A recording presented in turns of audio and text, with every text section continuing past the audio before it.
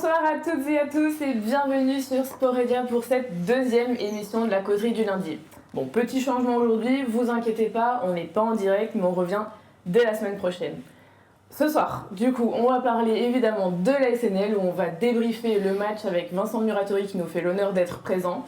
On va aussi évidemment parler du UNDB qui a malheureusement perdu ce match 3-7-2 après avoir mené 2-0. Puis on ira évidemment au SLUC qui a fait l'exploit de gagner contre Bourg.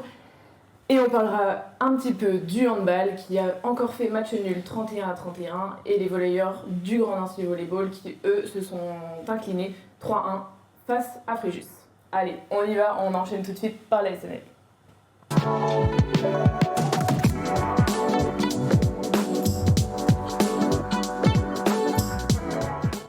En plateau ce soir, du coup, Arthur, qui est toujours là et qui va faire toute l'émission avec nous. Bonsoir. Bonsoir Arthur, ça va? Ça va et toi?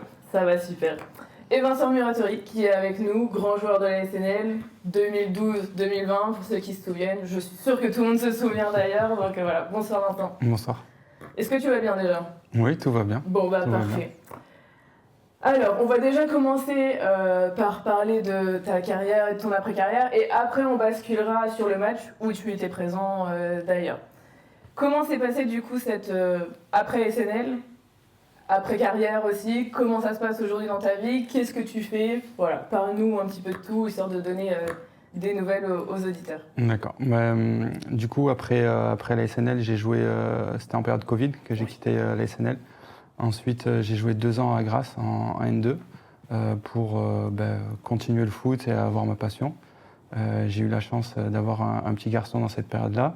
Et après ces 2 années de foot plaisir, je suis entré à l'UNFP, le syndicat des joueurs, depuis Monaco, c'est-à-dire mes débuts.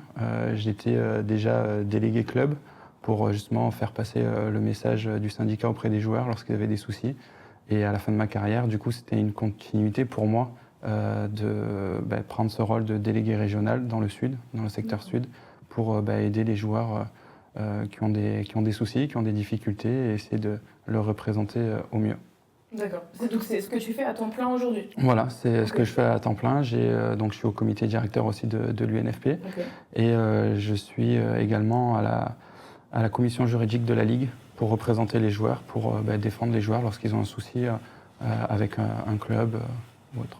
D'accord, ok, donc le principe c'est tu vas rencontrer les joueurs, tu vas directement à eux, c'est ça, au match Concrètement, j'ai 10 clubs pro dans le sud, donc voilà, je vais les voir dans la semaine. Bien sûr, j'y vais pas veille de match parce que voilà, ils doivent se préparer, mais voilà, du lundi au jeudi, généralement, je suis dans les clubs et je tourne. Et après, on a différentes missions pour les aider au mieux, pour les accompagner au mieux. Être à leur écoute, parce que l'essentiel, c'est de connaître les problèmes. Parfois, ils n'osent pas le dire dans la presse ou ils ont des trucs qu'ils gardent pour eux. Donc, c'est justement avoir ce lien pour que je puisse les aider et que le syndicat puisse les aider au mieux. Donc, c'est important d'être présent. Ça fait, depuis qu'on a été embauché donc en 2023, l'UNFP a voulu vraiment être encore plus présent sur le terrain auprès des joueurs pour avoir un lien plus fort avec eux. Donc, voilà mon job aujourd'hui. C'est un job très prenant parce que voilà, je tourne beaucoup dans le sud et après, à partir du vendredi, je suis ici sur Nancy parce que ma famille est sur Nancy, ma compagne et mon fils. Donc du coup, voilà, depuis je monte ici. Ça fait quoi du coup d'être passé de l'autre côté? Est-ce que d'avoir été footballeur pro, ça aide aussi à comprendre les joueurs, mais en même temps, il faut avoir cette distance de vous n'êtes plus au moment là où vous parlez aux joueurs. Donc comment vous arrivez à gérer ça t'a pris en fait d'être l'autre côté au final? Ça se fait bien dans le sens où j'estime que pour avoir ce rôle-là au sein de l'UNFP, il faut avoir été joueur parce qu'il faut comprendre comment fonctionne un joueur, il faut avoir un peu les codes du vestiaire. Il y a les nouvelles générations qui ne fonctionnent pas de la même manière que les anciennes et c'est important d'avoir été joueur pour comprendre aussi leurs problèmes. On a été face à des situations, nous personnellement, ou nos coéquipiers à des moments dans la carrière, qu'eux peuvent vivre et du coup on est plus à même à les comprendre et à essayer de les aiguiller. Donc pour moi c'est essentiel d'avoir été joueur pour pouvoir faire ce métier-là.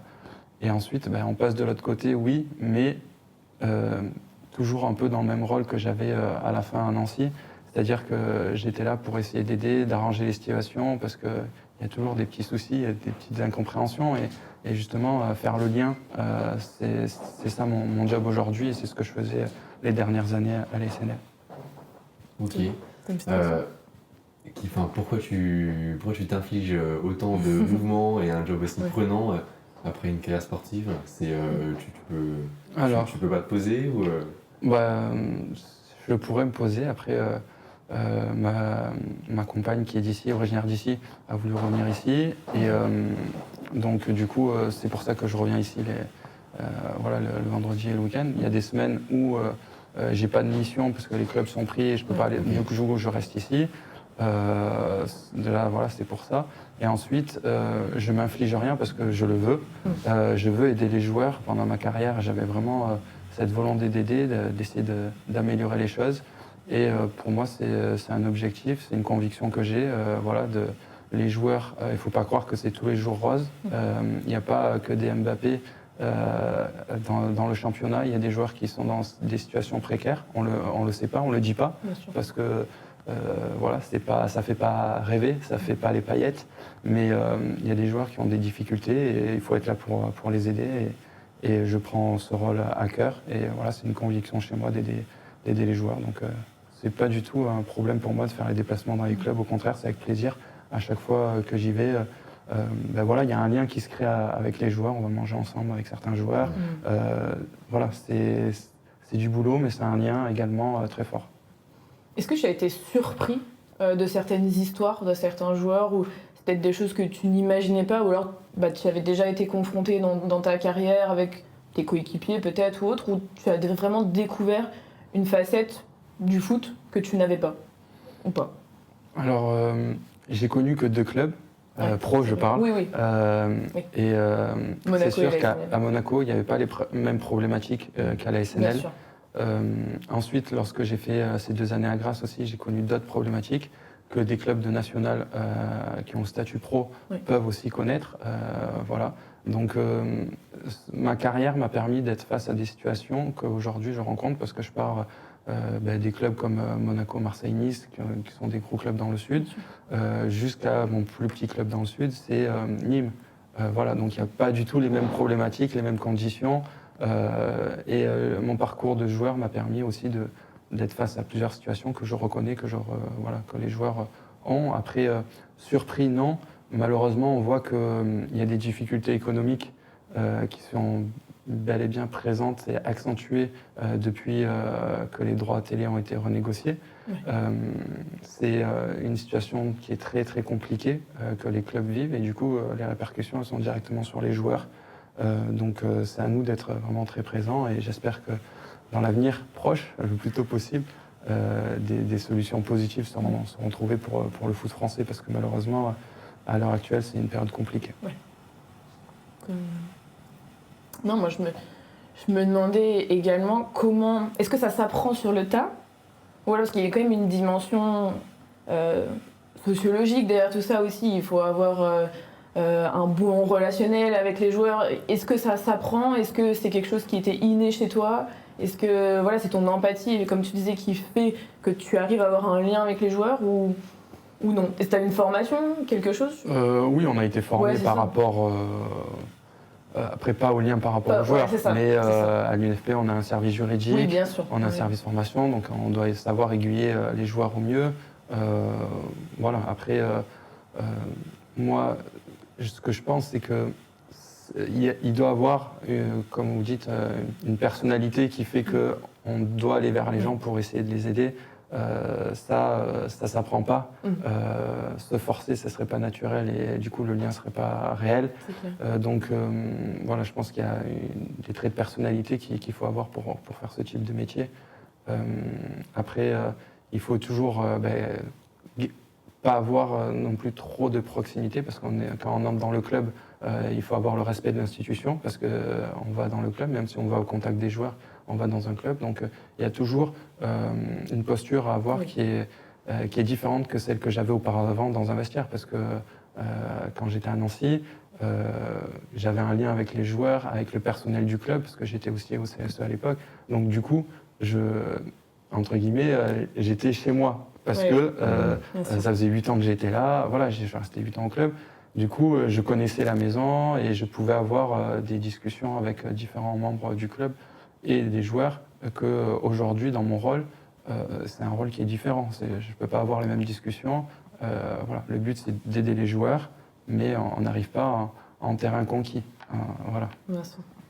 Si on revient maintenant sur ton parcours à l'ASNL, puisque je sais que ça va en intéresser beaucoup, je pense très honnêtement que tu as laissé une super image. Déjà parce que quand on reste 8 ans, en général, c'est que ça se passe bien aussi.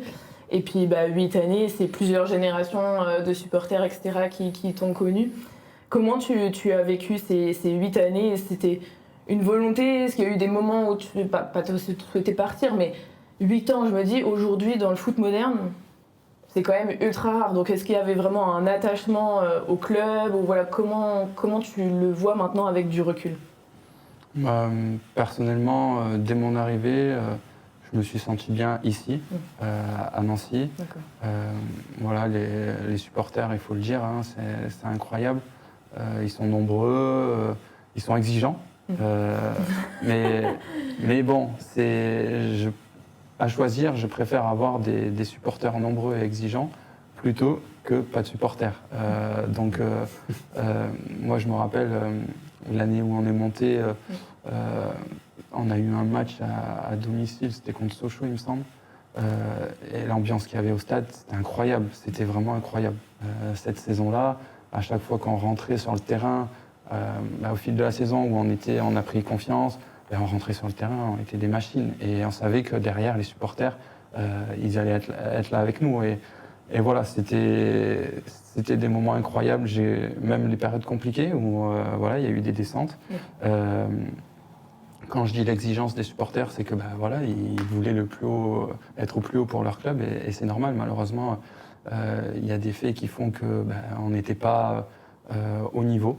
Nous, les joueurs, le club, le staff, tout le monde, parce que quand on descend, c'est pas juste parce que l'attaquant sur qui on a misé, il n'a pas été en forme. Non, c'est un tout. Donc voilà, chaque saison avait sa vérité. En tout cas, ces moments à passer à la SNL ont été incroyables. Moi, le plus beau souvenir, c'est voilà, les matchs de la montée, aussi la place Stanislas quand on a fêté le titre. C'est des moments en tant que joueur où c'est gravé, quoi. Et après, c'était voilà, toujours un plaisir de rentrer sur le terrain à Picot. Voilà. Moi, c'était vraiment ça, chanter l'ambiance, un stade rempli. Voilà. C'était des très beaux souvenirs. Et une fois parti, quel lien t'as gardé avec les SNL et est-ce qu'aujourd'hui tu restes, je pense, mais est-ce que tu restes attaché au club, ne serait-ce que psychologiquement, et est-ce que tu suis à quel point tu entretiens ton lien, le lien que tu as pour le club? Alors, mon lien est particulier avec le club parce que depuis 2012, j'ai créé des liens avec des personnes qui sont toujours au club actuellement. Et du coup, moi, étant resté 8 ans à Nancy, mon départ, en fait, ça a été Rousseau, le président, m'avait proposé une année supplémentaire et j'ai refusé dans le but de me dire ok, vous voulez vendre le club, mais moi je ne veux pas descendre avec un club avec qui je suis resté 8 ans. Et pour moi, vendre Amine Bassi à l'époque, qui était le meilleur joueur, et pas recruter derrière, pour moi ça n'allait pas dans le sens positif. Et j'ai connu tellement de choses avec la SNL que cet échelon, je ne voulais pas le descendre. Voilà. Et ça fait... alors certains ne peuvent pas comprendre ce choix, mais pour moi, c'était de dire je veux pas aller en national avec le club et je préfère partir maintenant et essayer de vivre de mon côté une autre aventure. Dans l'optique, c'était de trouver quelque chose à l'étranger, une expérience. Ouais. Et voilà, le fait que j'ai pas trouvé de suite. Après, ma compagne est tombée enceinte et du coup, après, je me suis dit, il faut que je me pose et que je vive aussi le foot plaisir. Donc voilà, j'ai vécu le foot plaisir. Mais je voulais pas rester sur un côté négatif avec la SNL. Et au final, je suis content d'être parti à ce moment-là parce que je pense que ça m'aurait fait beaucoup de mal de vivre ces moments-là. Voilà. Après, pour répondre à ta question, quel lien encore aujourd'hui tout simplement, mon beau-père qui est au club, toujours. Donc du coup, j'ai toujours des liens du vestiaire. Aujourd'hui, on voit qu'il y a Pablo en coach. Donc forcément, en début de saison, je suis allé voir, j'ai discuté longtemps avec lui. Et c'est quelqu'un que j'adore. Voilà. Et même quand il me faisait pas jouer, je l'adorais quand même. C'est que c'est un bon coach. Mais voilà, non mais c'est ça qu'il faut dire parce que les gens disent ouais c'est un super coach, mais ouais, quand tu regardes les saisons, il a joué 35 matchs sur 36. Donc tu dis bon ok. Mais il y a des saisons où parfois j'étais remplaçant et j'adorais Pablo parce que il arrivait à transmettre cette envie, il arrivait à expliquer les choses. C'était sa vision, mais au moins il était clair avec sa vision et ça j'ai toujours adoré chez lui. En fait, sa personnalité. Parce que pour moi, un coach, il doit avoir de la personnalité, il doit avoir du management. Au-delà de ses idées, après, on ne peut pas être d'accord sur ses idées de jeu, mais pour moi, la base d'un coach, c'est ça. Parce que pour avoir tout un groupe sur la durée, il faut avoir ça.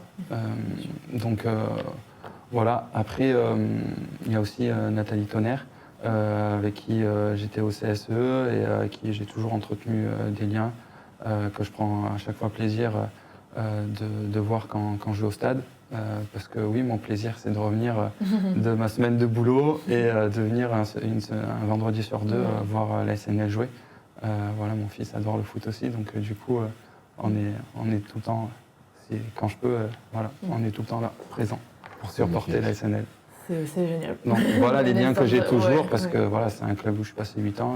On n'oublie pas. On n'oublie pas. C'est ça. Tu restes dans la ville. Voilà, encore hier, comme je disais, il y a une dame qui doit avoir une soixantaine d'années qui est venue, qui m'a reconnu et qui m'a dit « Ah, c'est vous le joueur de foot ». Donc voilà, ça fait toujours plaisir. Ça fait toujours plaisir. Voilà, on avait... Oui, et voilà, j'adore le club et je suis fier de le dire. Voilà, la SNL, c'est la SNL. Je suis resté 8 ans ici, c'est pas pour rien. Et voilà, j'espère qu'ils vont vraiment passer le pas pour retrouver la Ligue 2, parce qu'on sait très bien qu'avec les infrastructures qu'il y a, le public qu'il y a, l'équipe qu'il y a aujourd'hui, le coach qu'il y a, il y a Mika Chrétien aussi, parce que tout à l'heure je parlais de Pablo, mais je voulais enchaîner aussi avec Mika, avec qui j'ai joué, et qui fait un boulot formidable, vraiment. Il faut vraiment le dire parce que je trouve que c'est pas assez mis en avant de l'extérieur. Hein. Je sais pas, mais je trouve que Mika fait un boulot formidable. Donc voilà, j'espère qu'ils vont avoir la chance de monter et voilà que ça continue à avancer positivement pour la SNL. Justement, du coup, tu as connu Pablo en Ligue 1, même Mika, du coup. Mika Chrétien, plutôt Mika. Tu as connu Pablo en Ligue 1. En Ligue 2, maintenant en National. Comment tu le vois son retour? Bien sûr, on le sait tous aujourd'hui, je pense qu'on peut tous le dire. C'est pour moi la meilleure option. Après, ça se discute peut-être, mais bon, c'était la meilleure option pour remonter parce qu'à partir du moment où on connaît le club, on connaît tous ses rouages, etc. Mais il arrive quand même dans d'autres conditions, avec moins de moyens. C'est plus Jacques Rousselot qui l'a connu, etc. Comment tu vois ce retour, toi, du point de vue extérieur? D'un point de vue extérieur, je trouve que c'est très bien. Ça évite déjà à une personne qui vient de découvrir. Pablo, il connaît. Il connaissait les personnes qui travaillaient au club. La seule interrogation qu'il y avait, c'était sur le championnat, parce que le championnat est différent. Et c'est vrai que dès le début, il s'est adapté rapidement par rapport à l'effectif qu'il avait. Et voilà, je pense que Pablo a l'humilité pour se dire si en national il faut jouer plus direct, on jouera plus direct. S'il faut jouer de telle manière, et je pense qu'il n'est pas du tout là pour montrer ses capacités de coach, il est juste là pour faire avancer la SNL. Et pour moi, c'est là l'essentiel. C'est clair. Voilà. Donc, parfait. On va enchaîner sur le match. Ouais. Du coup, bon, c'était la bonne partie, on a commencé par la bonne, on va aller sur la... Non, elle est pas mauvaise non plus. On l'a dit, ce match allait être compliqué. C'était une bonne équipe en face. Je pense que c'est peut-être la meilleure que j'ai vue à Pico cette saison, en tous les cas. Ce qui explique leur deuxième place, selon moi. Trop d'erreurs. Et j'ai l'impression qu'on n'a jamais trouvé la faille. Tout ce qu'on a réussi sur les matchs précédents, de notre résilience, de toujours l'abnégation, de toujours tenter de marquer, etc. Là, j'ai l'impression que ce soir, vendredi soir, rapidement, je me suis dit, ça va être compliqué. Est-ce que tu as eu ce sentiment avec le but qui est arrivé très tôt? Alors, oui et non. Oui, parce que c'était compliqué. Je trouvais aussi qu'il y avait moins de fluidité dans le jeu que les matchs précédents. Mais non, parce que j'étais présent au match contre Versailles. À la mi-temps, ils étaient menés 2-0. Pour autant, ce qui montrait, nous permettait en tant que supporters d'espérer une remontée. Et c'est ce qu'il y a eu parce que cette équipe elle a la qualité. Vendredi, je pense que tous n'ont pas été à leur meilleur niveau. Il y a eu, comme vous avez dit, beaucoup d'erreurs. Et ces erreurs techniques, parce que pour moi, dans la construction du jeu, c'était moins fluide parce qu'il y avait des approximations qui ont, entre guillemets, freiné l'élan que dans certaines actions ils avaient. Quand on met un ballon 2 mètres derrière de la course, du coup ça ralentit l'action, ça permet à Boulogne de se replacer. Et cette fluidité que j'ai vue et que je sais que les joueurs ont dans le jeu, à travers ce jour sans qu'il y a eu, parce que c'est un jour sans pour moi, quand il y a plusieurs joueurs qui font des erreurs techniques, c'est un jour sans. Et malheureusement, ça arrive, il faut l'accepter. Ils sont toujours premiers au championnat, il ne faut pas l'oublier. Les joueurs, ils ont toujours autant de qualité. Oui. C'était juste un jour sans, voilà, il faut l'accepter, il faut travailler, repartir de l'avant. Pour moi, il n'y a pas... c'est comme ça, c'est le foot. Voilà. Qu'est-ce que tu en penses, toi, d'avoir perdu contre le deuxième? Est-ce que mentalement, ça va pas nous mentalement, moi, ça va mal, du coup. Oui, nous, ça va plus, mais bon. Nous, ça va mal. Moins que, je pense. Oui, c'est clair. Je suis déçu d'avoir eu tort la semaine dernière en disant que... Non, c'est un peu planté, là. Et que on avait la carrure d'une équipe championne à partir du moment où, même dans la difficulté, on arrivait à s'en sortir. Après, ça n'enlève pas tout. Ça n'enlève pas tout, évidemment. Doute, on l'a senti dans beaucoup de matchs cette saison, quand même, cette résilience dont tu parlais juste avant. Et là, en l'occurrence, c'est vrai que sentiment assez vide. Après le match, j'ai l'impression que rien n'était aligné, autant sur le plan défensif qu'offensif. J'ai l'impression que parfois, c'est une équipe qui se transcende tous, collectivement, autant que l'inverse parfois. J'ai l'impression qu'on peut avoir ces moments de bas, comme tu dis. Là, en l'occurrence, ça fait mal, parce que c'était un match, qui me plaçait dans une position exceptionnelle pour la Ligue 2, et qui, là, au contraire, nous met dans une position de doute qui peut être difficile mentalement parlant. Mais en soi, c'est le foot, et c'est pas non plus... quand tu prends les deux équipes, je veux dire, forcément, il y a peut-être 3 ou 4 matchs sur 10 où Boulogne nous bat à la maison. On est tombé sur ces 3 ou 4 matchs. C'est pas choquant, en fait. Ça ne choque pas. C'était plus réaliste. Dans tous les cas, je pense que c'est le réalisme qui a fait la différence. Après, on n'a pas eu de temps. Voilà. Moi, je pense que c'est plus qu'on était dans un jour sans, parce que dans un jour où l'équipe joue ensemble, joue sur le même tempo, avec la même vision, je pense concrètement que Nancy est largement au-dessus. Oui. Voilà, ils ont prouvé, je sais pas, quand je venais à Pico, ils ont prouvé plein de fois qu'ils étaient vraiment au-dessus des équipes. Peut-être pas pendant 90 minutes, mais pendant leur temps fort, il y avait vraiment un écart. Et là, dans le match de vendredi, j'ai pas revu ces réels temps forts. Et ça, c'est parce que justement, c'était un jour sans. Après, moi, je suis pas du tout inquiet pour la SNL, vraiment. Quand on est monté en 2016, on n'a pas survolé le championnat du début jusqu'à la fin. On a même été deuxième à un moment donné. Voilà, donc c'est jamais... Et pourtant, à la fin, on arrive premier et tout le monde dit « Ah ouais, vous avez une belle équipe. Ouais, ok, on verra à la fin. Mais là, la SNL a fait des beaux matchs depuis le début. Là, c'était un non-match. Je sais que les points qui restent, elle va aller les chercher.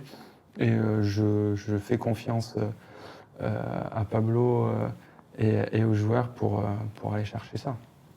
Ouais, je suis complètement raccord là-dessus parce que je pense qu'on a eu assez de preuves durant la saison que cette équipe était largement capable, enfin cette équipe, ce club était largement capable de retrouver la Ligue 2. Et puis je me demande aussi si enfin, dans le dernier tiers de la saison, c'est pas normal de parfois craquer, peut-être de fatigue ou mentale ou physique. Ça me paraît pas forcément choquant comme je te le disais juste avant, donc je suis complètement d'accord. Surtout qu'on dit souvent que quand on fait la course en tête, depuis quasiment le début, il y a une fatigue aussi mentale, une usure qui fait qu'on est très attendu. Évidemment, jouer à Pico, je pense que toutes les équipes le souhaitent en national. Donc oui, quand Boulogne arrive à Pico, c'est la joie, c'est devant presque 14 000 personnes. Forcément, est-ce qu'il n'y a pas aussi le fait que l'équipe qui arrive en face se transcende, elle, et sort des fois son meilleur match, son meilleur niveau, et fait que voilà, elle y arrive aussi. En tout cas, le coach de Boulogne le disait en conférence d'après-match. Il le disait, moi, je suis super heureux, et ça se voyait en fait à son expression du visage, je suis super heureux d'être à Pico, je suis super heureux pour mes joueurs. Enfin, c'était, je vais pas dire l'événement pour eux, mais presque quoi. Donc je pense que ça joue aussi. Oui, ça joue. Dès le début de saison, Nancy avait le statut du club qui potentiellement, parmi, il y en avait plusieurs, qui potentiellement jouait la montée dès le début. Et quand on joue à Pico dans un beau stade, c'est sûr que ça donne plus envie en tant que joueur que de jouer dans un stade où c'est moins beau, il y a moins de monde, le club est moins réputé. Donc c'est sûr que Nancy a ce statut-là et il faut l'assumer parce que c'est bien de jouer dans un club qui a un statut, c'est bien de jouer dans un club où il y a des supporters derrière et après il faut répondre présent et je pense que là ils vont à Bourg-en-Bresse pour être là-haut à la fin, il faut savoir gagner des matchs dans des conditions comme ça où c'est différent d'être à Pico devant 14 000 spectateurs. Donc à eux de faire le taf. Bon, on doute pas en tout cas. On va passer à l'image du week-end. Ça va vous parler, je pense. C'est deux petites images de Pablo Correa, justement. On y va.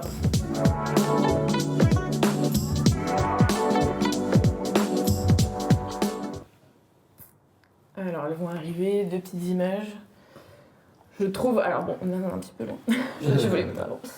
Mais vous allez les voir sur votre écran, je trouve que ces deux images, et d'ailleurs je remercie à nouveau Kevin Clément pour me les avoir fournies, elles sont hyper intéressantes parce que je trouve Pablo depuis ce début de saison assez expressif sur son banc avec ses joueurs, etc.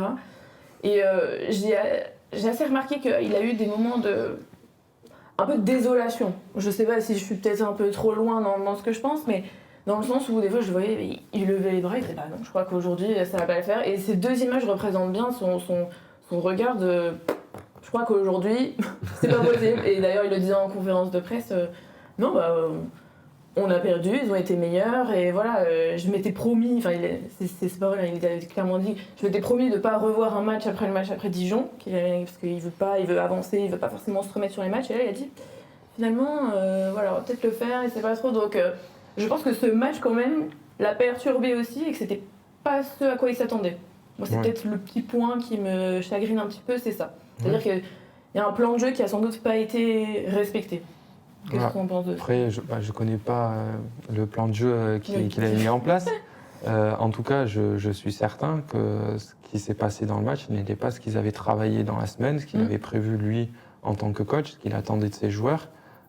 Je pense qu'il y a de la déception de sa part, que les joueurs n'aient pas répondu présent par rapport à ce type de match, parce que c'était un match important. Voilà. Après, c'était pas le match capital, c'était pas une finale. Il faut aussi le rappeler. Mais lui, en tant que coach, évidemment, il attendait ses joueurs sur ce match-là. et ils n'ont pas répondu présent. Et là, on voit que il est très expressif depuis le début de la saison, et là, on voit que justement, il est un peu, comment dire, stupéfait de ce qu'il voit, parce que ça reflète pas l'équipe qu'il connaît d'habitude, ça reflète pas les joueurs qu'il voit au quotidien. Voilà, sur certaines erreurs techniques, je rappelle, mais pour moi c'est ça l'essentiel, c'est que c'est des joueurs de qualité qui ont voilà, des facilités de jeu, des facilités. Et là je trouvais que dans les prises de balles, dans l'enchaînement des passes, dans l'enchaînement des mouvements, c'était moins fluide qu'avant. Et ça, je pense qu'il le voit clairement, donc il est issu de ça. Voilà, il connaît son équipe. Mieux que nous, il sait ce qu'elle est capable de faire et ce qui a été travaillé à l'entraînement. Et bon, là, on n'a pas retrouvé ça, quoi. Et des fois, il y a une histoire de volonté. La volonté, elle y était pour moi. C'est pas. J'ai pas senti. Des fois, il y en a qui ont le pied qui est le temps quand l'enjeu est trop important. Là, j'ai pas senti ça. Donc, j'ai pas senti une mauvaise volonté. J'ai pas senti trop de pression.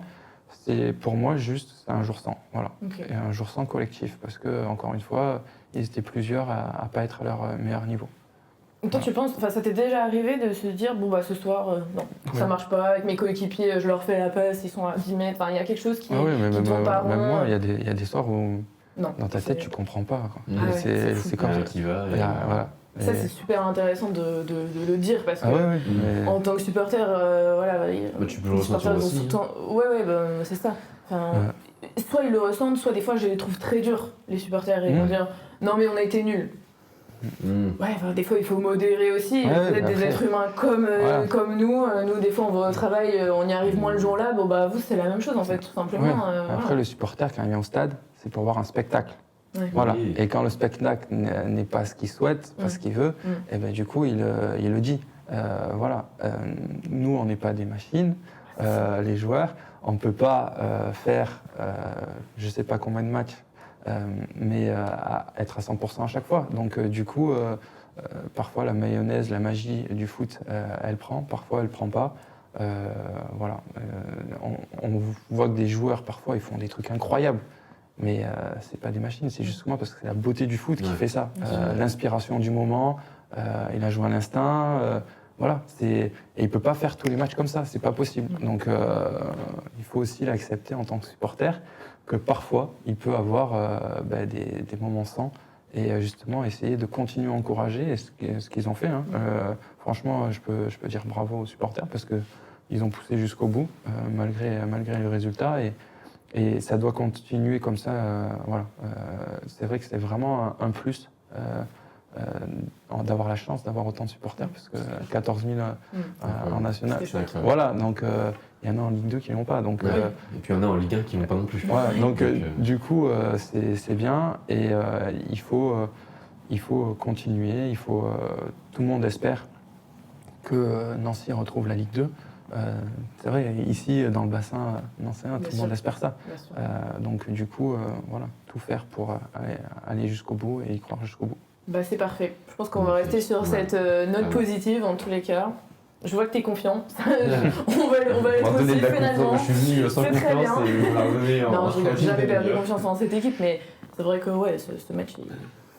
Il remet un petit peu aussi l'église au centre du village, que on va clairement pas surdominer ce championnat. Il va falloir jusqu'au bout travailler, mais on va rester sur la confiance qu'ils ont, d'ailleurs, j'en suis sûre. Je pense que nous on se pose des questions qu'eux se posent peut-être sans doute même pas, ils ont confiance en leur groupe et voilà. Mais le foot, c'est le sport qui est pour moi le plus injuste. C'est-à-dire que à chaque match, ça repart de zéro. On peut avoir gagné contre le Paris Saint-Germain 3-0 et faire le plus beau des matchs. Et après, la réalité, c'est qu'à chaque coup d'envoi, ça repart à zéro. Les compteurs sont à zéro. Donc là, on sort d'un match, ils ont la chance de remontrer, de reprouver. Donc c'est pour ça, c'est injuste dans le sens où parfois tu peux faire des super matchs et derrière ça t'apporte rien, à part les 3 points. Mais ce que je veux dire, ça t'en apporte pas 6, même si tu fais... Même s'il est mieux que les autres, c'est ça. Même si c'est contre une grande équipe. C'est ça. Et à chaque fois, il faut se remettre en question. Même quand ça a été positif, il faut se remettre en question parce que tu repars à chaque fois de zéro.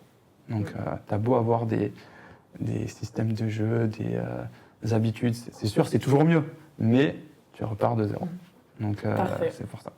Merci beaucoup. Merci. C'était très intéressant. Merci d'être venu. Et puis à bientôt sur à Pico du coup, parce qu'apparemment tu viens souvent, donc on s'y croisera sans doute. Allez, on passe au VNVB. C'est parti.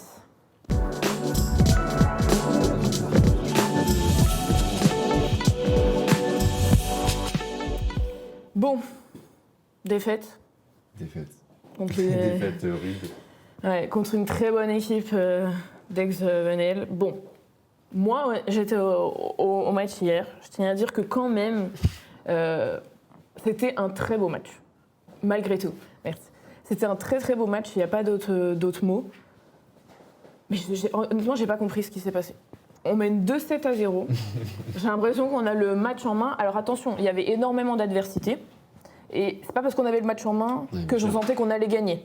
Je sentais que derrière, l'équipe de Venelle avait vraiment des qualités qui auraient pu nous faire déjouer, clairement. On est à 2-0 et puis finalement, patatras. On perd au tie-break, au 5e set. Donc, ouais, non, très compliqué. Qu'est-ce que t'en penses? On va voir après l'interview de Lucie de Queclerc, qui était assez déçue de cette défaite. Mais déjà, qu'est-ce que t'en penses de perdre contre les premières, contre une très bonne équipe? Comment tu le vois, toi? Je le vois, c'est très très dur, surtout après le match de la semaine passée. Surtout après le match de la semaine passée, c'est vraiment dur. Et je pense que ça l'est encore plus pour les joueuses parce que, un peu à l'image de la SNL, mais même dans le sens inverse pour nous, c'était un match décisif. Je vous propose d'écouter tout de suite Lucie de Queclerc, la capitaine de l'équipe du VNVB, qui s'exprimait après le match et qui exprimait sa déception. Regardez. Très déçue parce qu'en plus on n'a pas joué à notre niveau. J'ai l'impression que ça se répète, en fait, que dans les matchs importants qui nous feraient gagner quelque chose de grand, et ben on rate la marche à chaque fois. Ça a fait la même chose en Coupe de France, en Coupe d'Europe, j'en parle pas. Et là, on avait tout en main et non. Voilà, bon, vous l'avez vu, du coup, grande déception. Alors, je tiens quand même à dire que c'était juste après le match, vraiment, c'était à chaud. Vous voyez, elle est encore avec son maillot, etc. Donc je pense qu'il y a une dimension, parce qu'elle dit qu'elle est très déçue, qu'elle je sais pas comment exprimer ça, mais ça se sentait qu'elle était vraiment déçue. Je pense que c'est le scénario qui fait ça aussi. Mais avec du recul, elles vont prendre un peu plus de recul, elles vont voir le match, elles vont le retravailler avec les coachs, avec les entraîneurs, etc. Donc je pense que ça passera mieux. Mais c'est vrai que la réaction directe d'après-match, c'était la grosse déception. Parce que je pense qu'elle se sentit proche de le faire. En même temps, pas tout à fait. Voilà. Tu vois cette dimension bien psychologique où tu gagnes 2-0 face aux premières et tu finis par perdre au tie-break. Voilà, le match est fini tard en plus, donc il y a la fatigue. Voilà. Surtout pour une équipe qu'on sait vivre ces matchs à fond, au niveau de l'émotion. Oui. On les voit, elles s'impliquent à 100%, elles y mettent tout leur cœur. Autant dans la victoire que dans la défaite, c'est cruel. Mais ça se ressent très clairement. Et surtout avec ce scénario qui est dur, qui est vraiment dur, je pense, sportivement pour les joueuses. On les voit après les matchs qui sont vraiment impactés par les résultats. Et là, en l'occurrence, quand c'est un scénario qui est aussi difficile dans un match à un tel enjeu, ça peut vraiment être... on peut avoir une réaction qui est émotive. C'est pas choquant. Mais ce qu'on sait de ce club, c'est que au final, quelques heures, le lendemain, on retourne au travail, on retourne au charbon, on regarde ce qu'on a fait bien, on regarde ce qu'on a fait de moins bien. Bien sûr. Et le match d'après, on est toujours meilleur, on se relève et rien n'est perdu. C'est des compétitrices aussi. Je pense que c'est ce qui fait la grosse déception et le fait qu'elle était assez négative sur le match, mais pas négatif, c'est peut-être un grand mot, mais c'était la déception. Je crois qu'il n'y avait pas d'autres mots. Vraiment déçue, voilà. C'est comme ça fait partie du sport, voilà. Je vous propose d'écouter la suite de son interview. J'ai l'impression que même dans les 2 premiers sets, on regarde nos visages. J'ai pas l'impression qu'on est sereine en fait. Donc j'ai jamais senti l'équipe en confiance et se dire il peut rien nous arriver, on va les tuer ce soir, c'est bon pour nous quoi. Donc à partir du moment où on sent que il y a un doute, il y a un doute et que si elles mettent un peu plus de pression, et ben on pourrait s'effondrer. Mais en général on s'effondre mais on revient. Et on est revenu. Enfin, je veux dire, le 3e set, 25-23, quoi. Donc, pas loin, mais mince, quoi. Quand il faut finir, il faut finir. Dans cette partie qu'elles ne se sont pas senties confiantes de gagner ce match. Est-ce que c'est pas là la différence finalement, alors que tu gagnes, enfin tu mènes 2-0 et tu te sens pas confiante et tu as l'impression que l'équipe d'en face va être capable de revenir.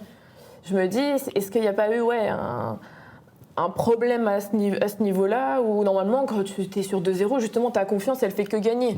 C'est pas l'autre équipe qui doit reprendre le lead. Donc Ouais, après je me passerais bien de juger les mentalités d'une équipe dans laquelle on n'est pas.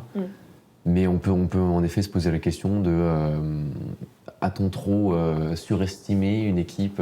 Est-ce qu'on a approché ce match avec la peur? Est-ce qu'on a joué avec la peur, comme dirait l'autre?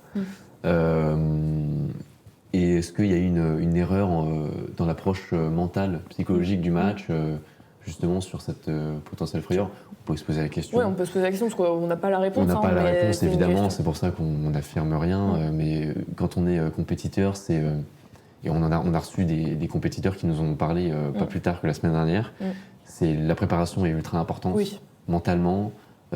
Jordan nous en a parlé, je pense que c'est quelque chose qui est commun à tous les sports. Peut-être que la préparation a pêché ici pour que, au final, au bout de deux manches gagnées, on flanche. Voilà. Après, ça veut tout rien dire, puisqu'au final, on en gagne quand même 2. On fait quand même un début de match qui est fantastique contre c'était une bonne équipe, peut-être la meilleure équipe du championnat. Ça veut tout et rien dire, et je pense que on aura les réponses plus dans la suite. J'ai demandé à Lucie si c'était pas sur le plan aussi tactique mais aussi physique qu'elles n'ont pas pêché. Écoutez sa réponse, elle va vous le dire elle-même. Non, physique, non, parce qu'elles avaient joué en Coupe de France aussi mardi. Et en plus, les étoiles, elles étaient alignées à la base. Elles avaient perdu leurs 2 matchs à la suite, là, alors qu'elles n'avaient pas perdu depuis je sais pas combien de temps. Non, on avait tout en main, mais on n'a pas su conclure, on n'a pas su être relâché sur le premier contact au bon moment. Et après, on ne va pas leur enlever leur victoire. Attention, elles ont très bien joué, elles aussi, elles avaient des hauts, des bas, mais à la fin, quand il fallait tuer, elles ont tué, quoi. Donc on ne peut pas leur enlever ça. Mais bon, faut qu'on soit plus méchante, quoi. Bon voilà, vous avez eu sa réponse. Selon elle, c'était pas physique, donc ni tactique non plus. Voilà, c'était. Elle dit quand même à la fin qu'elles ont peut-être pas été assez méchantes. Bon, sachant que dans le sport, quand même, la méchanceté, c'est pas l'image qu'on en a, c'est vraiment de se dire, à un moment donné, il faut réussir à faire la bascule, être plus incisive, souvent le mot qu'on emploie, être plus incisive pour forcer la décision, entre guillemets, ne jamais laisser l'équipe d'en face se dire peut-être qu'on va réussir. Parce qu'il faut quand même vanter aussi le match de Venelle qui a réussi à remonter. C'est de 7-0 aussi. Il y a quand même une équipe en confiance derrière ça. Voilà. Mais nous aussi, on l'était. Donc, bon, c'est peut-être un match sans aussi comme la SNL finalement, après, même si de 7-0, il y a quand même eu du contenu qui était plus qu'intéressant. Après, on comprend ce qu'elle veut dire à travers la méchanceté. Oui. C'est, je pense, beaucoup de hargne et de confiance au point où parfois, dans beaucoup de matchs, la plupart, on les voit pas s'énerver, mais se libérer, se déchaîner. Et je pense que c'est de ça dont elle parle quand elle parle de méchanceté, parce que je les vois pas très méchantes. Non, vous l'avez vu. C'est plutôt des personnes formidables. Oui, vraiment. Bon, En tous les cas, ce match-là, il va pas être à oublier parce que je pense qu'il y a des enseignements à tenir. Quand on mène quand même 2-7-0, c'est qu'on a fait du positif. Il y a du positif dans ce match-là. Maintenant, il faut continuer. La saison n'est pas finie. Il faut continuer et je suis sûre qu'elles vont se remettre au travail. C'est une équipe qui travaille beaucoup. Andressa, qui était avec nous la semaine dernière, l'a dit, voilà, c'est la préparation, c'est discuter avec les joueuses, voilà, il y a un aspect mental au-delà du tactique. Donc, je suis persuadée qu'on va retrouver le chemin de la victoire très rapidement. Oui, je le sens aussi. Venelle, c'était la meilleure équipe du championnat. Une des meilleures, au moins. Oui. Je pense que sans aucun doute, on retrouvera le chemin de la victoire et on se battra jusqu'au bout. Parfait. Bon, on enchaîne avec le SLUC, qui a quand même fait un match de folie hier, donc on revient dessus tout de suite. Let's go.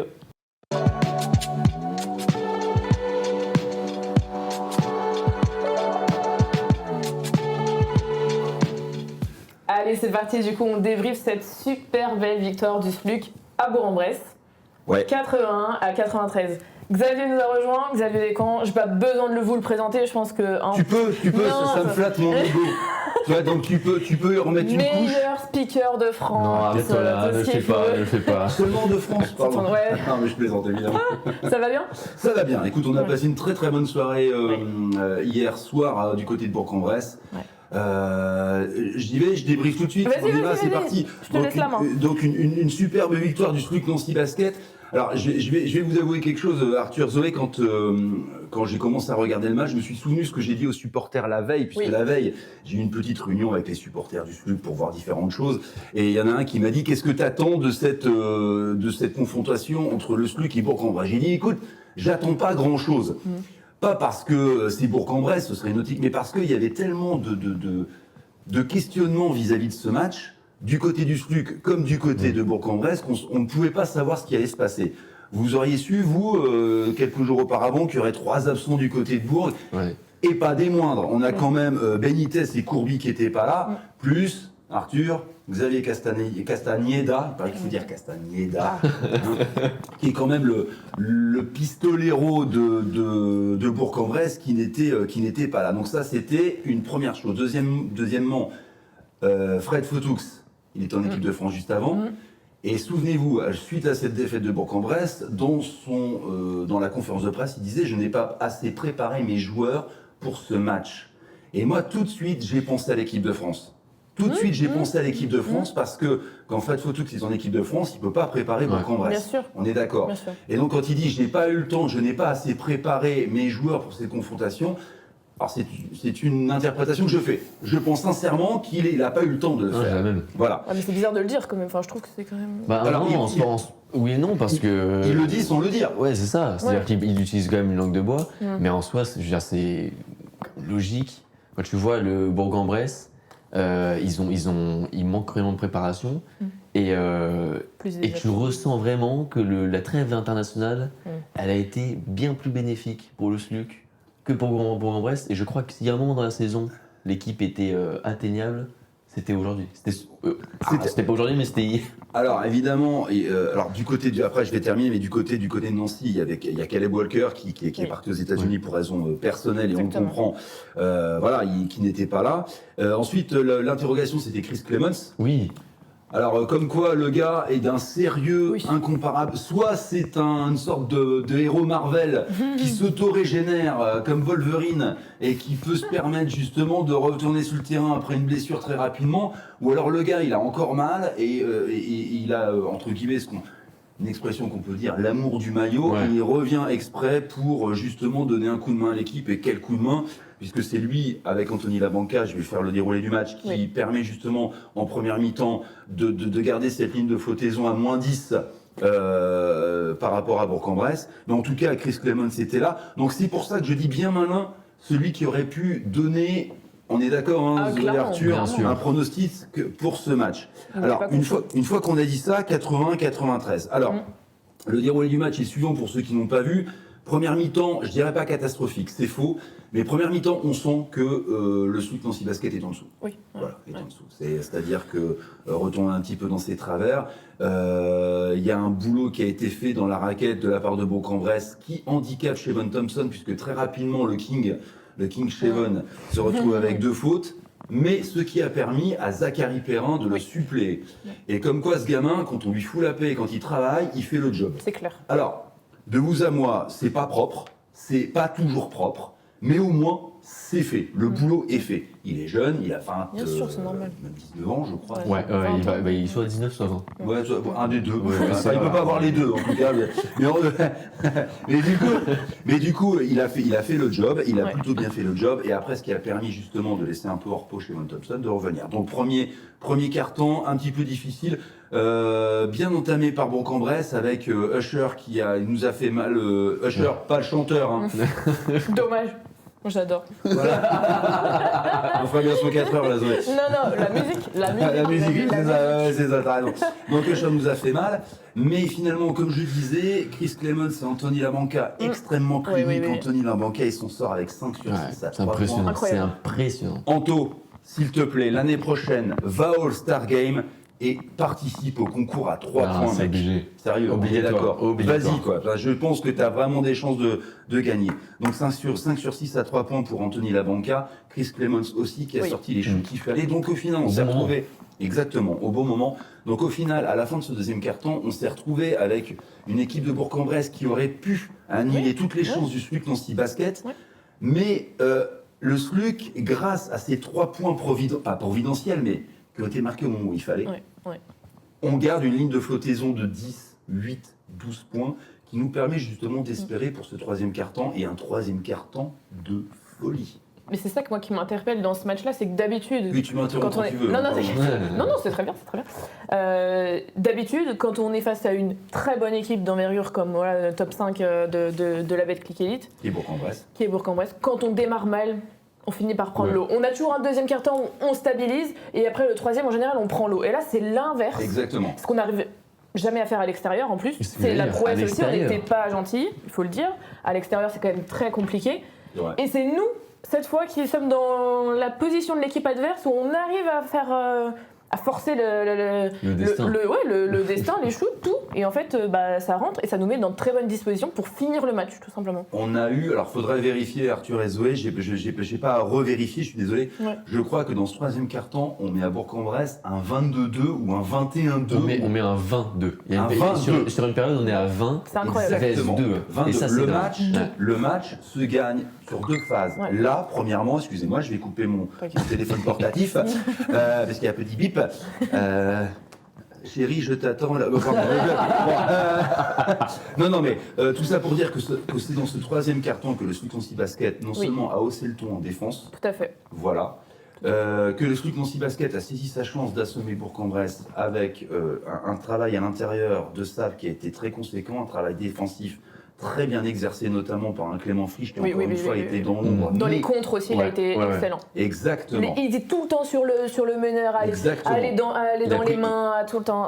Il a pris 5 rebonds défensifs. Exactement. C'est-à-dire que Clément Frisch, là, il était à la peine à l'attaque. C'est faux. Il a mis 9 points, je crois. 7, pardon. Il a mis 7 points.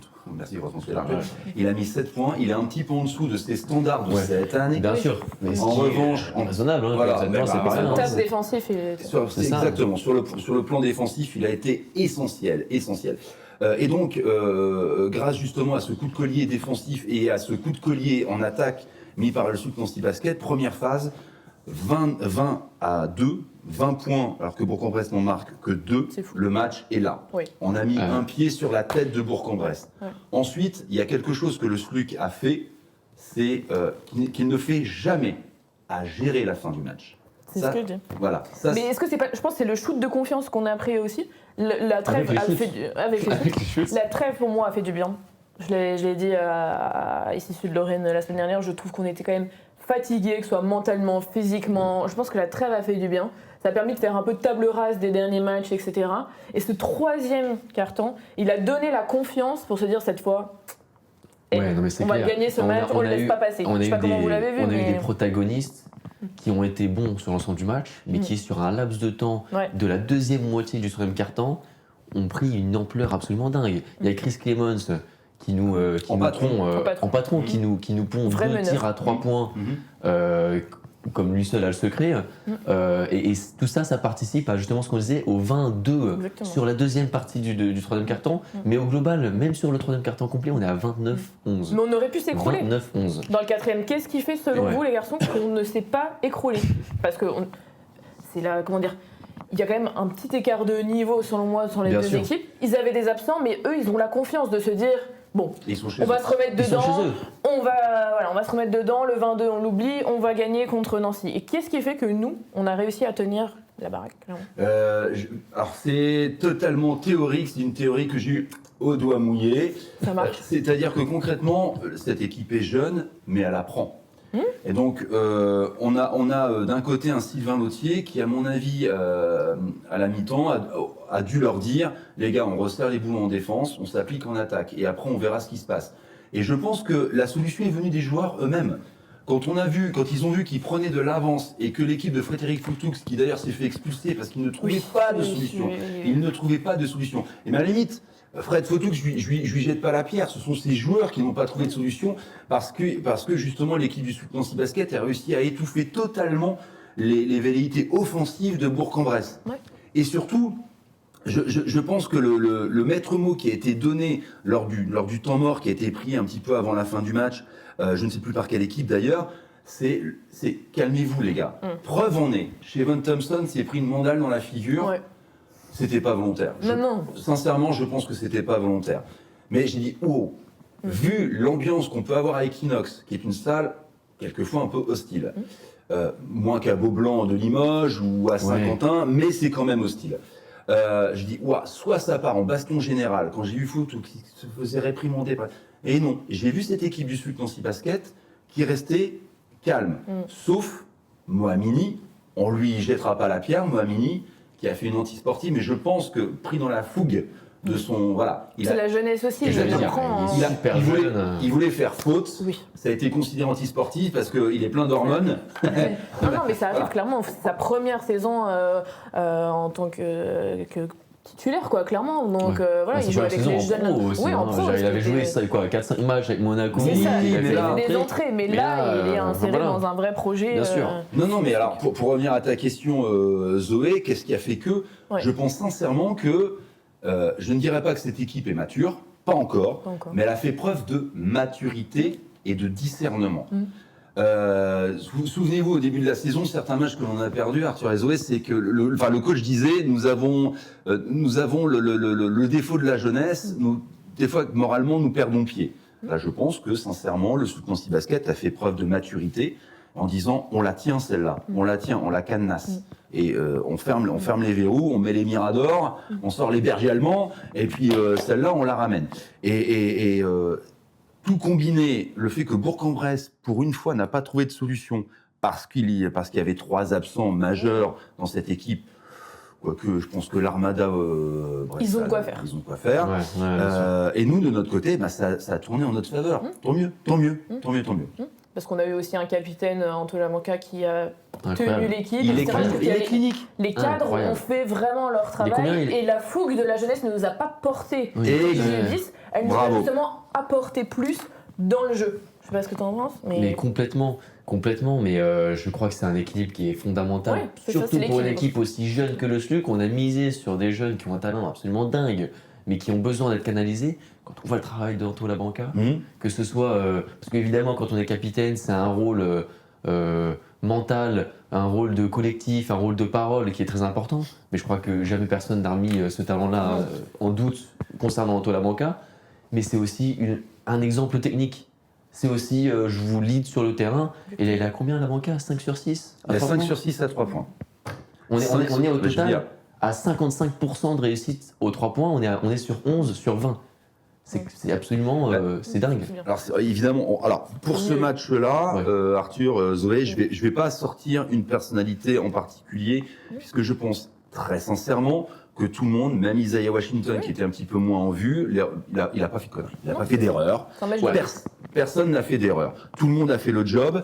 Il y a peut-être Shevon Thompson, et tu l'as dit, Anthony Labanca, qui sortent un petit peu du lot. oui. Mais d'un autre côté, tout le monde a fait son travail, tout le monde était à sa place. Et ce que je veux dire par là, c'est, Shevon Thompson, 23 points. En 23 minutes. En 23 minutes. Ça, c'est dingue. Et 23 points, et il est en double-double. 23 points, 10 rebonds en 23 minutes. Il y a un truc que j'ai adoré, Incroyable. c'est son 3 points. Oui, mais ça c'est toujours. Avec Shevon, toujours. T'en as toujours un qui arrive, tu sais pas pourquoi. Il est sur la pointe des pieds. Mais tu sais que c'est même pas en fin de position. Enfin, je veux dire, à mon avis, c'est prévu. Alors là, c'était peut-être un petit peu Pour moins. surprendre, tu penses? Je pense que c'est pour surprendre. C'est dingue ça. Sylvain Lautier m'en avait déjà un tout petit peu parlé. Il m'avait dit, tu sais, il est vraiment à droite de ses mains. Il est très fluide. Il est C'est un joueur vraiment. complet. Et puis on le Voilà. voit quand il met un 3 points. C'est pas un Bastien Vautier. Voilà, je pense que sincèrement, Shevon Thompson, quand on le regarde, il dit putain, ils m'ont 10 kilos de muscle. Non, il est très fluide. Et je pense sincèrement que c'est un des pivots peut-être les plus adroits de cette Betclic Elite. En tout cas, il est dans la fourchette haute et il peut marquer à 3 points. Alors, encore une fois, une théorie, on va extrapoler, X-Files Sporedia, n'est-ce pas? Je pense sincèrement que le staff lui a dit, t'es capable de marquer à 3 points, on va s'amuser une fois par match à ce que tu tentes. Ouais. Et je pense qu'ils ont véritablement établi un vrai système pour que Shevon Thompson soit démarré. C'était très flagrant sur le match de Saint-Quentin. Oui. Hein, on est d'accord. Tout à fait. C'était, mais ça crevait les yeux. On voit Shevon Thompson, parce que j'ai revu les images, on voit Shevon Thompson qui ressort de la raquette. Bien qui se sûr. fait. Mais qu'est-ce qu'il Mais en plus, fout il là revient très Et tu- doucement. ouais, c'est ça, c'est-à-dire que En tu petit vois- fouet, tu je vois- me place, je Mais- shoot et je Tu marque. vois, Exactement. qu'il ne fait pas ça en enfin, tu vois, on interprète, mais on a vraiment l'impression qu'il fait pas ça en réaction. Ah, je Non, vais chercher non, une solution. Je Non, crée non, la non, solution. c'est prévu. En vraiment, je suis mon plan comme c'est un système Ouais, de jeu. c'est prévu. Et moi j'ai trouvé ça dingue, comme tu disais sur Saint-Quentin, où tu le vois, l'action est fluide et tu dis bon, À l'action est fluide, il y a- Shevon Thompson, bah ok, super. C'est-à-dire il reste encore 8 secondes dans la pause, même pas. Je crois que c'est 10 secondes de possession de balle, mais il shoot quand même. Shevon Thompson, 75% de réussite. Ça m'étonne pas. 75%. Un tir, Putain, impressionnant. deux tirs sur Réussi. trois, Je te pique ton téléphone. Allez, vas-y. Les Oui, stats, il faudrait. vas-y, Ouais, les stats. Je vais vite Parce que fait. le basket, Bien évidemment. Shevon Thompson. Non, Anthony Labanca, 18. Ouais, Il est à 60. Voilà, à 3 points, il est à 83%, 5 C'est- sur 6. Ouais. 5 sur 6 Ouais. à 3 points. Je vais vous raconter une petite anecdote concernant Anthony Labanca. C'est monsieur Allez. propre. Il y a quelques temps de ça, c'était le deuxième match à Gentilly et nous avons reçu la visite de notre collègue de l'équipe, Justine, qui s'appelle Justine, que je salue, et qui me dit, mais ce gars-là, c'est monsieur propre. Comment se fait-il qu'il soit pas ailleurs? J'ai dit, écoute, tu vas te calmer 2 minutes. Il est à Nancy, laisse-le nous, il est très bien. Il dit, mais il ne gâche rien. Oui. Anthony Labanca ne gâche aucun ballon. D'ailleurs, je pense que ça le dessert, puisqu'il a plutôt tendance quelquefois, remarque, contre Saint-Quentin, il a moins fait, et là aussi, il l'a fait, prendre des shoots un petit peu à la bas comme je te pousse, avec la jambe un peu en déséquilibre. Ouais. Et je pense qu'Anthony Labanca pourrait aller très très haut. Très très haut en France et en Europe. Ouais. Mais bon, après, je ne veux pas mettre en avant Mm. Un joueur en particulier. Enfin bon, voilà, c'était... Si, si. Ouais, C'est mais pas- c'est ça en fait intéressant. partie. C'est intéressant pour un joueur qui n'est pas forcément celui qui prend le plus de lumière au SMUC. Ouais. C'est le Français, c'est le capitaine, donc c'est le joueur dont on a l'impression que le rôle est plus dans le vestiaire.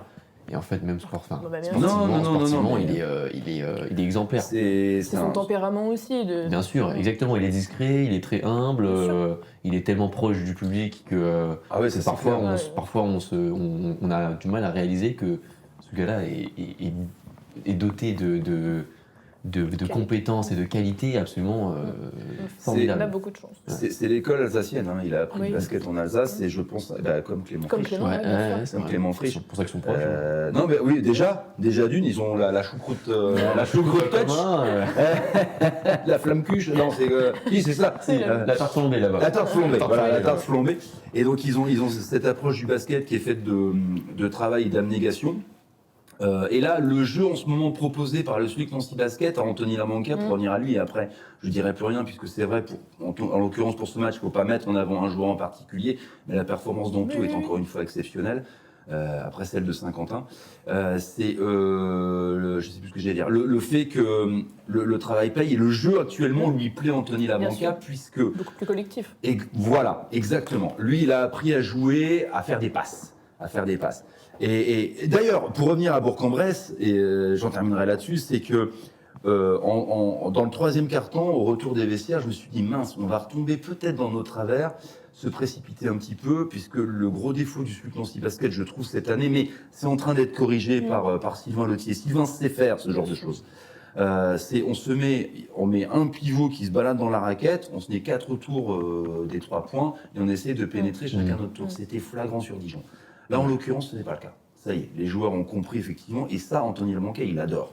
Il adore quand la balle vit, ce qui lui permet de se placer. Bien sûr, d'avoir des espaces aussi. On va avoir des espaces, puisqu'Anthony Labanca a travaillé quelque chose de très important depuis 2 ans et demi, enfin depuis notre montée en Betclic Elite, c'est qu'il essaie de shooter plus vite, de trouver ses appuis plus vite et de shooter plus vite, quitte à ne pas être comme il le faisait face au panier, tranquille, les 2 pieds sur le sol. Voilà. Maintenant, il apprend justement à prendre son appui sur... Catch and shoot. Exactement, catch and shoot, et puis surtout, éventuellement, de faire un peu comme Nadir Rifi le fait très bien, mais forcément, c'est lui aussi un surdoué du basket, de éventuellement même pas avoir la balle, même pas dans les mains, pour déjà se mettre à shooter. Ce qui est très, très compliqué, mais Anthony commence à le faire, et je trouve que sans faire de bruit, sans rien demander à personne, ce gars est en train de monter en puissance, et il pourrait aller très, très, très, très loin, comme Clément d'ailleurs. Donc on a de la chance d'avoir ces 2 gars-là, plus Chris, qui fait don de lui, plus le King Chevon. Voilà. Incroyable, quelle équipe. Les amis, on revient à Gentilly la semaine prochaine, après un long mois déjà sans match à domicile. Ouais, j'adore. On est en vacances. Qu'est-ce que vous attendez maintenant? Le match contre Le Mans, c'est prenable, c'est à notre niveau, je pense. Je pense que c'est possible. Et là, maintenant, on est 9e. Franchement, c'est la dernière ligne droite pour les playoffs. Oui. Si on veut y aller, à un moment donné, ça va être maintenant, il va les enchaîner.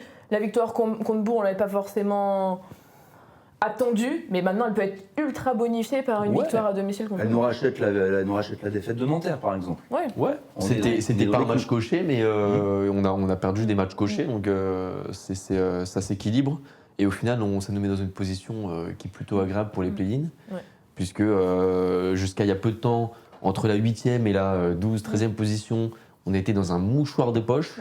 Et là, on commence déjà quand même à identifier certaines équipes, Strasbourg qui s'éloignent vraiment sérieusement, et d'autres... Strasbourg, ils enchaînent les défaites, ça, je comprends pas, je ne saisis pas. Quelquefois, excuse-moi Arthur, je te coupe, non, je la parole, c'est que ça me permet de dire quelque chose, c'est que souvent je trouve les gens, le public, les supporters avec qui je discute, quelquefois un petit peu dur quand on enchaîne 2 défaites d'affilée. Vous voyez, ça n'arrive pas qu'au SLUC, ça n'arrive pas qu'aux équipes anciennes. Ça arrive, faire des mauvaises séries, ça arrive. Voilà, donc quelquefois, soyons un petit peu plus indulgents justement avec les joueurs, avec le staff. Perdre des matchs contre des... En plus, ce championnat de cette année, déjà je trouvais que l'année dernière c'était le cas, mais cette année, c'est d'une densité absolument incroyable. Impressionnant. Même, c'est impressionnant. On a La Rochelle qui est out. Bon, voilà, mais c'était... quoique, moi j'aurais quand même peut-être mis une pièce sur le fait qu'ils se maintiennent quand j'ai vu leur premier match à Gentilly. Je les connaissais pas. Une pièce de 200 centimes peut-être. Non, mais ça, je veux dire, honnêtement, sincèrement, avec le recul, il est facile pour nous de dire on n'était pas bon après contre La Rochelle. Alors voilà, on n'était pas bon. On n'était pas bon, mais j'ai vu quand même un petit peu de potentiel du côté de La Rochelle. Et je me dis, tiens, il y a peut-être moyen qu'ils se maintiennent, mais je ne connaissais pas encore le potentiel des autres équipes. Cela dit, c'est qu'on a une densité absolument incroyable dans ce championnat. Et finalement, tout le monde se vaut. T'as les 4 premiers. Cholet, encore que, je trouve que c'est une anomalie dans ce championnat. Oui, très clairement. Je sais pas. C'est une anomalie. Je les voyais haut, mais je les voyais pas. Non, mais c'est impressionnant. Enfin, à chaque fois que tu regardes un normal, je me dis, qu'est-ce qui se passe? Ils ont. Ouais, mais bon, ils sont à cette place pour le moment, ils l'ont pas volé. Mais ils l'ont pas volé, mais c'est vrai que ils sont à part. Est-ce que ça durera, c'est ça que tu veux dire? C'est ça que je me dis. Mais depuis qu'on le lit, depuis le début de la saison, on dit tant que ça durera, ils vont s'écrouler. Ils s'écroulent pas. Moi, je pense qu'ils s'écrouleront plus là. Voilà, non, mais ils ont une équipe qui roule bien. Comme quoi, il suffit pas de faire une équipe avec une somme d'individualité forte. Il faut trouver la mayonnaise qui va avec, l'huile qui va avec. Et là, en l'occurrence, ça marche. Bastien Vostier, ça y est, il donne ses meilleures années à Cholet, je pense. Donc voilà. Mais de toute façon. Là, c'est sûr que... Alors, tu parlais de est-ce qu'on va vers les playoffs? Bon, on est tous d'accord. Le Mans déjà. Le Mans. Le Mans, c'est important pour les playoffs. Le Mans, je pense que ça sera différent après Le Mans si on gagne, je pense. Ouais. La Ouais, tu lecture as sera raison, différente. Je pense tu as qu'aujourd'hui, raison. c'est encore un peu tôt pour se dire on peut y retourner, machin, voilà, parce qu'on a quand même eu une petite passe à vide depuis décembre. On a Mais- toujours. Oui, T'as pas toujours. remarqué Si, toujours. Il y a toujours un j'allais creux de dire. la vague Ouais, décembre, janvier. Ouais. Complètement. Mais les L'année semaines, c'est dernière, pareil, c'était je avec crois que ça doit être la Nancy, blessure de on- Meredith l'année Ouais, dernière. c'est ça. C'était Ouais. toujours dans les. Il y a Donc, toujours un creux de la vague. donc Le Mans, vous attendez quoi? De voir la même chose, de voir de l'envie, Vas-y, de Arthur, voir je t'en du jeu, prie. de voir... Le Une Mans, victoire. Le Mans, une victoire. Après, franchement, moi, je m'en fiche de savoir quelle est la manière, si on gagne Ah de ouais. 2 points, de 20. Ça m'intéresse, évidemment, ça Oui. m'intéresse. Mais le plus important, c'est la victoire, selon moi, parce que Le Mans, c'est un match.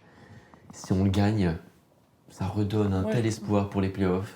Un tel espoir. Après, là, je parle en tant que supporter. Sportivement, peut-être qu'il y a plein d'autres éléments qui rentrent en compte. Évidemment que j'aimerais voir une équipe surtout qui joue bien. Mais j'ai envie de te dire, si je vois une équipe qui joue mal mais qui gagne, Oui, oui, je pense serais qu'on est- enfin, je prendrais un plaisir dingue ce soir-là. Donc j'ai envie d'une victoire et qui nous placerait vis-à-vis des playoffs bien et qui montrerait qu'on a la carrure parce que Le Mans et Bourg, ces équipes qui se battent pour les mêmes positions et si on les bat les deux extérieurs à la maison, on montre qu'on peut atteindre les playoffs, qu'on a la carrure pour et qu'on n'est pas, Vous avez regardé pas le- désillusionnel. Quoi. Le classement, là, regardez. Ouais, je suis en train de faire regarder. ses prédictions. Voilà, je suis en train de regarder le classement parce que on sait tous que Le Mans est le vainqueur de la Leaders Cup. Ouais. Très beau vainqueur. Oui. Il n'y a pas eu photo. Ouais. Sur Non, les, clairement. enfin, je sais pas, demi-finale et finale, Ah, c'était vraiment, incroyable. il n'y a pas Ouais. eu photo sur le fait que Le Mans gagne, mérite amplement justement ce titre de la Leaders Cup. Ils sont sur la pente ascendante, mais ils ne sont que, et je mets que, Oui. entre guillemets, 6e au classement. Premièrement. Deuxièmement, les a battus à l'aller. Tout le monde dit que ce qu'on a fait samedi, nous sommes lundi, contre Bourg-en-Bresse est une performance. Pour moi, l'autre vraie performance à l'extérieur, Ouais. c'est Le Mans. Bien sûr. Oui. Ils vont s'en souvenir. Ils vont venir avec un... j'arrive jamais à dire son nom. Hutchins, tu sais, le gars, purée, comment il s'appelle le gars à 3 points, là, il est très très fort. C'est bien, c'est bien. Je pense sincèrement que si on prend ce shooter-là... il va pas le dire. Je pense que si on prend ce shooter-là, il y a moyen de passer. Caleb Walker sera revenu, Oui. on est chez nous, on peut les prendre. Oui, oui, je pense aussi. Et alors je vais peut-être un petit peu moins dans le sens d'Arthur qui dit que on est parti. Si on gagne contre Le Mans, on est maintenu.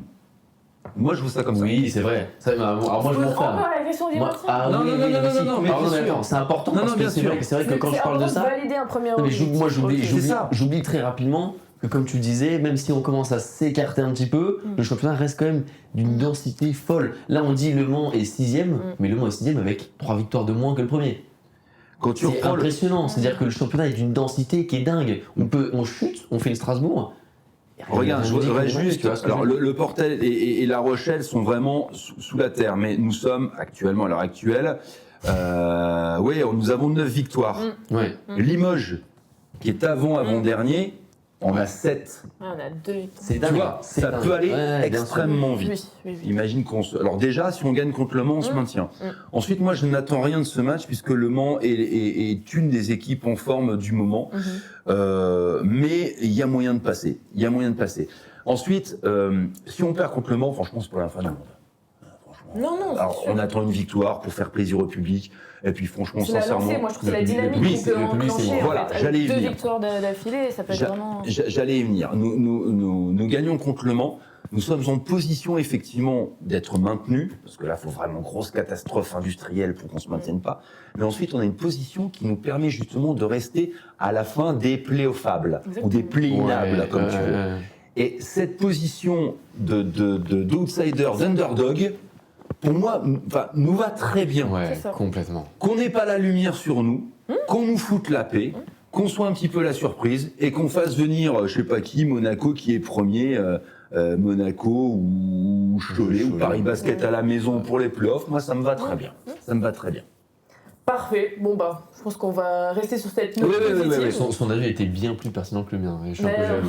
Non, non, mais c'est C'est parce que je pourrais être ton daron. Tu sais mon petit, tant que je serai dans le circuit. En tout Il est cas, aussi que j'étais même pas. J'espère qu'on va gagner. Moi, Oui, je vous le dis, mais parce bien que sûr. C'est la dynamique, moi, qui je trouve qu'il y a derrière. Enchaîner 2 victoires, une à l'extérieur, une à domicile. On peut avoir une fin de saison de folie, carrément, redonner du beau moqueur aux supporters, etc. D'ailleurs, j'espère que vous serez présents. Ah bah Il va moi je falloir suis très. les supporter, monde sera présent. voilà. Bah, toi, oui, heureusement. Bah oui, sinon on va pas Heureusement, embêter. là, si on n'a plus de speaker, on va pas s'en sortir. Bah, tu Bah, prends écoutez. prendre un micro, quoi. Non, Ça va non, ça va aller. Ah Je bah l'ai tu fait, sais, mais c'est très bien fait. c'est pas. Je regarde qui on rencontre après. Excuse-moi. Gravelines. Ouais. Gravelines. Gravelines, Strasbourg ensuite à domicile. Bon, après on a Gravelines Strasbourg. T'imagines Ouais, si on c'est pour enchaîne ça. Le Mans Gravelines Strasbourg. Non mais surtout que si on gagne contre Le Mans, Gravelines les amis, Strasbourg hein. c'est pas atteignable, Maintenant. mais on peut se fight quoi. Ouais. Donc on peut je te enchaîner dis. 4 victoires d'affilée, mais je suis sur le. Le top du Mans, monde. on va à Gravelines, ce qui est toujours difficile, Oui, mais oui, là tout ils à sont fait. plus dans leur salle. Ensuite parce on que va vraiment- à La Rochelle. Et Enfin, je veux dire, non mais voilà. On a un calendrier qui est pas facile, mais qui est accessible. Alors c'est pour ça que je dis que si on perd contre Le Mans, c'est pas pas une la fin du monde, catastrophe. c'est pas On la a fin du Gravelines, monde, bien non, sûr. on a Gravelines, Lassig qui est pas bon. On va. Il a été clair. On n'aime pas les Ouais, matchs contre pardon. Strasbourg. Oui, c'est Oui. vrai qu'on n'aime pas les matchs contre Strasbourg. On aura le temps de faire le point dans Oui. tous les cas. Hein, ça c'est sûr. On fait des va plans sur la faire, comète, on va on fait faire tout les le choses reste. petit à petit. Je crois qu'on dit des plans sur la moquette. Ah, Je dois dire ça. Moi je la fume la moquette, mais ça ne concerne que moi. Allez, du coup rendez-vous ce vendredi, hein, les amis, c'est pas samedi, c'est vendredi à 20h pour le match contre Le Mans.